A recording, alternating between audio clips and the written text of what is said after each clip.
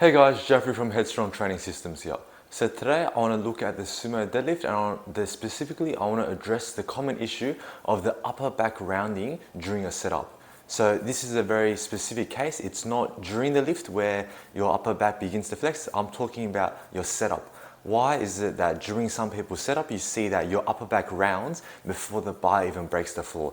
Upper back rounding, just as an aside, upper back rounding generally in specific cases is an issue. You see that more elite level athletes, they actually try to go, they intentionally go into upper back rounding in order to generate optimal positioning, but that's a more advanced technique. And so if you're, say, sitting in a novice to intermediate zone and you see that your upper back is rounding during your setup, then today's video is for you.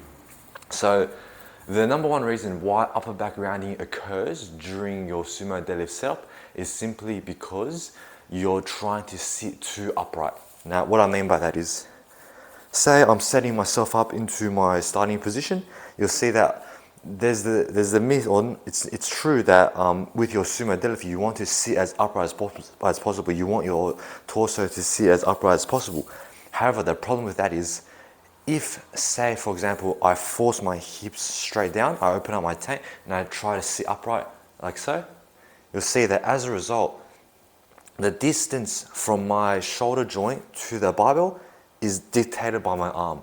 So what I mean by that is, in order for me to reach the barbell, it becomes a lot harder, or it becomes the distance between the bar and my hand is greater because my shoulder joint, where my arm comes from, is much higher up. Vice versa, compared to, say, if I hinge back from my starting position, I hinge back, my torso just slightly comes down, my shoulder joint comes down, my hands get closer to the bar. So hopefully you guys can see that as a result of me trying to stay very upright during my setup, my hands are further away from the bar and I can't reach the barbell. And then so this is where upper back rounding comes in.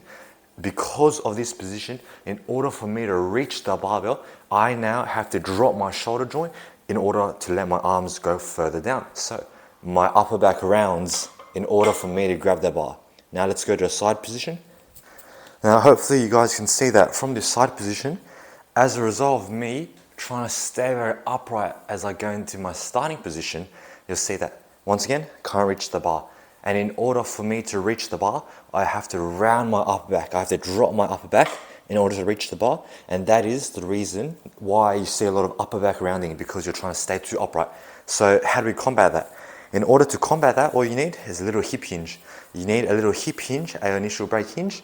And so from this position, you see that I can maintain my flat back traveling down, maintain my flat back all the way till I reach the bar.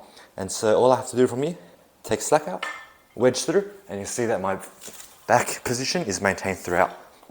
Instead of trying to sit very upright, can't reach the bar, I have to round my upper back, and you see that from there, that's why my upper back rounds.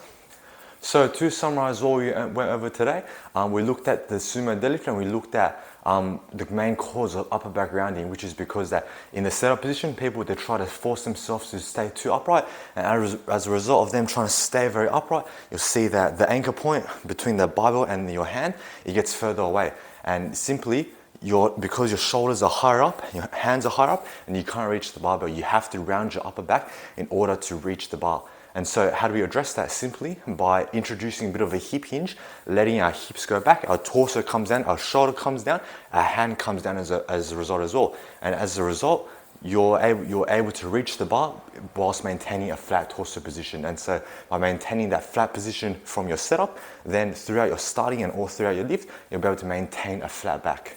So that's all from me today, guys. Hopefully that was helpful for you, and I'll catch you guys next time. Take care.